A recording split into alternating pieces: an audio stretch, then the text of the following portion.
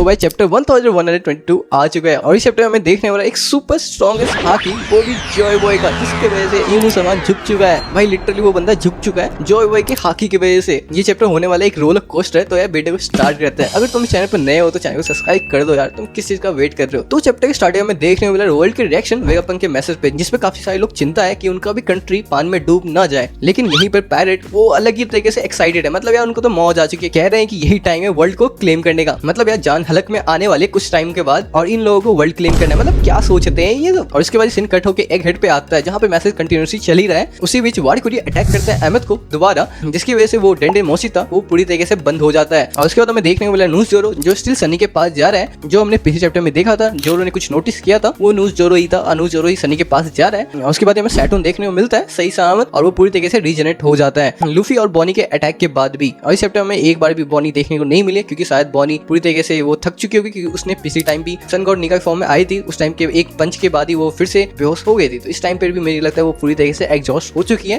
और अभी के टाइम पे वो बेहोश होगी। और उसके बाद हमें देखने को मिला डबल पेज पर सैटर्न, नूस जोरो और वारीकुरी तीनों एल्फ के शिप पे जंप करने वाले हैं। उसी बीच अहमद अपने वेस्ट से कुछ निकालता है जो नॉट जैसा है, जिसके बारे में तुम्हें पता है। वो जो नामी जब स्काइपिया में गई थी टाइम पे उसे सिखाया गया था नॉट के बारे में कि नॉट से क्या होता है, तुम्हें पता है। उससे तुम विंडो कंट्रोल कर सकते हो। इस चैप्टर में तुम्हें और भी कुछ देखने को मिलेगा इस नॉट की वजह से, जो हम बाद में बात करने वाले हैं इसके बारे में। और उसके बाद अहमद सोचता है जॉय बॉय के बारे में। अब बोलता है I am sorry Joy boy, मुझे पता है कि तुम अभी के टाइम पे अलाइव नहीं हो, पर वो सिमिलर ही तुम्हारे जैसे दिख रहा है। ये लूफी के लिए उसने बोला है अहमद ने। और उसके बाद हमें लूफी देखने को मिलता है जो बोलता है कि तुमने मुझे कोई और समझ लिया था क्या। उसके बाद अहमद बोलता है कि मैं तुम्हें किंग नहीं बना पाया, इसके लिए मैं तुमसे सॉरी हूँ। और ये चीज उसने जॉय बॉय के लिए बोला है, जिसपे लूफी बोलता है किंग। जिसके बाद हमें देखने को मिला अहमद पूछता है तुम्हारा नाम क्या है लूफी से। लूफी उसके बाद बोलता है कि मैं मंकी डी लूफी हूँ and I am gonna become a king of parrot. वो डायलॉग इस बंदे ने फिर से बोल दिया है। उसके बाद हमें अहमद का रिएक्शन देखने को मिलता है, जिसमें अहमद बोलता है डी। और ये चीज सुन के अहमद काफी ज्यादा खुश नजर आ रहा है। और उसके बाद ही वो नॉट को खींचता है, जिसकी वजह से एक स्ट्रॉन्ग हाकी हमें देखने को मिलता है, जिसकी वजह से जितने भी सारे मरीन्स हैं और जो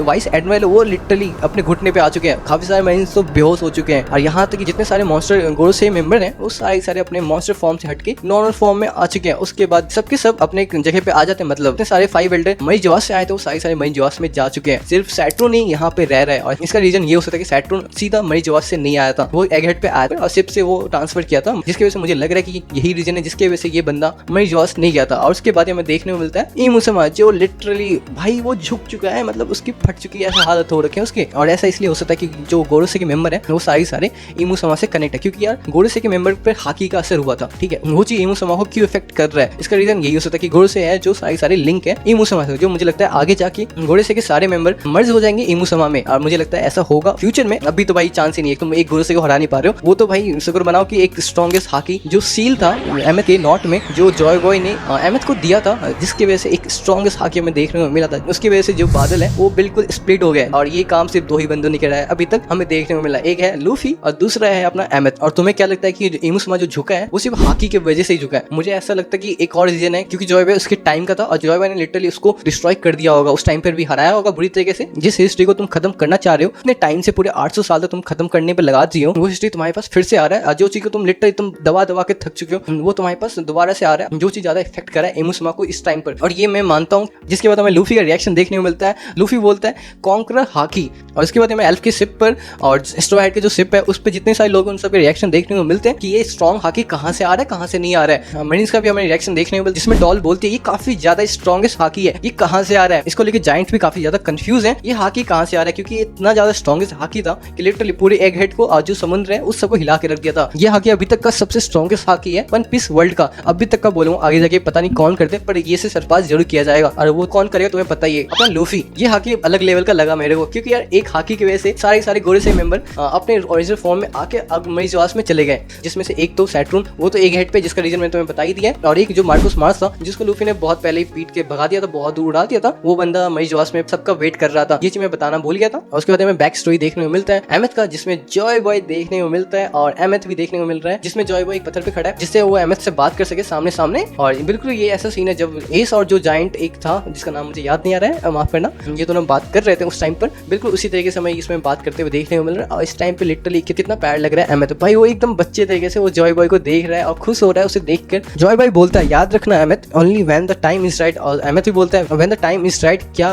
उसके बाद जॉय बॉय बोलता है कि मैं अपनी स्ट्रॉन्गेस्ट हाकी को कंप्रेस करके इस नॉट में सील करके तुम्हें दे दूंगा, जिसमें अहमद काफी ज्यादा खुश होता है और बोलता है वाह। ये जॉय बॉय की वजह से वो बंदा बहुत ही ज्यादा खुश नजर आ रहा है, हमें देखने को मिल रहा है। और इससे समझ में आ रहा है कि जॉय बॉय किस तरह का बंदा था। जिसके बाद जॉय बॉय बोलता है एक दिन आएगा जब मैं मर जाऊंगा, पर तुम मेरे से ज्यादा साल तक जिंदा रहोगे और उस टाइम मैं तुम्हें बचाने नहीं आ पाऊंगा। जिस पे अहमद बोलता है मैं ये नहीं चाहता। और उसके बाद जॉय बॉय बोलता है जब तुम्हारी लाइफ डेंजर में हो या तुम जिसे प्रोटेक्ट करना चाहते हो उसकी लाइफ डेंजर में हो, तभी समझ लेना कि वो टाइम आ चुका है। और जब ये टाइम आएगा तब तुम इस नॉट को अनटाई कर देना। और उसके बाद अहमद बोलता है जब वो टाइम आएगा तो क्या तुम मुझे बचाने आओगे। जिस पर जॉय बॉय रिप्लाई करता है हाँ मेरे फ्रेंड, मैं तेरे को बचाने आएगा। जिस तरीके से मैं तेरे को पास्ट में बचा रहा है उसी तरीके से मैं तुम्हें बचाने जरूर आऊंगा। उसके बाद हमें अहमद का रिएक्शन देखने को मिलता है जिसमें जो उसका आंख का शेप है वो बिल्कुल चेंज हो जाता है और वो एक हैप्पी जैसा आंख देखने को मिलता है जो लिटरली अहमद को एक क्यूट बनाता है। मतलब यार ये बंदा मुझे सच में यार ये मेरे को लिटरली सबसे बेस्ट लगा। मतलब इसका जो एक्सप्रेशन है ना वो लिटरली काफी ज्यादा बेस्ट लगे मेरे को। मतलब यार तुम देखो यार कितना क्यूट है ये बंदा। मतलब ये इनोसेंट लग रहा है, एक छोटा सा बच्चा नहीं होता जो अपने पापा समझ लो या तो उसको गाइड करते हैं उसे, उसके साथ रहने में उसको ज्यादा खुशी मिलती है। उसी तरीके से ये बंदा जॉय बॉय के साथ रहने में बहुत ज्यादा खुश रहता है। और उसके बाद अहमद हंसने आता है फूफू करके। उसके बाद बोलता है वो thank you Joy boy for making me happy, it's like having you with me all the time. और उसके बाद जॉय बॉय बोलता है ऑफ कोर्स बट हम बात कर रहे हैं फ्यूचर की, आर नॉट वी। उसके बाद हमें अहमद देखने को मिलता है वो हंस रहा है फूफू करके और बोलता है वे, वो बहुत ज्यादा हैप्पी। और ये सीन्स हम लिटरली थोड़ा सा मतलब कहते नहीं एक इमोशन टाइप का हो रहा है। मतलब अच्छा लग रहा है ये, मतलब अच्छा नहीं मतलब कि अब तो ये खत्म होने वाला है तो अच्छा लगने की बात नहीं, पर एक जाते जाते हमें एक छोटा सा एक इमोशन पैकेज देखने को मिल गया। और उसके बाद सीन शिफ्ट होता है प्रेजेंट में जिसमें हमें देखने को मिलता है अहमद का जो आईज है वो पूरी तरीके से जा चुका है और जिसमें अहमद बोलता है वे into the future, I wonder if I will be lonely. उसके बाद हमें एडिटर का मैसेज देखने को मिलता है जिसमें एडिटर बोलता है and he sleep along with his fond memories. इसके साथ ही चैप्टर खत्म होता है। ये चैप्टर एक तरह से रोलर कोस्टर भी था यार। हमें इस चैप्टर में हाकी देखने को मिला, वो भी जॉय बॉय का। हमें जॉय बॉय भी देखने को मिला, ऐसे नहीं कि जॉय बॉय का हमें फेस देखने को मिला। और जो मेन अर्क होने वाला है वो एल्फ अर्क होने वाला है क्योंकि एल्फ अर्क में हमें काफी अच्छे से देखने को मिल सकता है जॉय बॉय का फेस। मैं ये नहीं कह रहा कंफर्म है, चांसेस है। अहमद का सीन लिटरली इस चैप्टर को सबसे ज्यादा बेस्ट बनाता है। इसके साथ ही एगेट भी खत्म होता है। तो तुम्हारा इस चैप्टर में सबसे ज्यादा प्यारा सीन क्या लगा तुम कमेंट करके बता सकते हो। अगर तुम्हें ये वीडियो थोड़ा सा भी अच्छा लगा तो चैनल को सब्सक्राइब कर दो यार। तो फिर मिलते हैं नेक्स्ट वीडियो में, तब तक के लिए सायोनारा।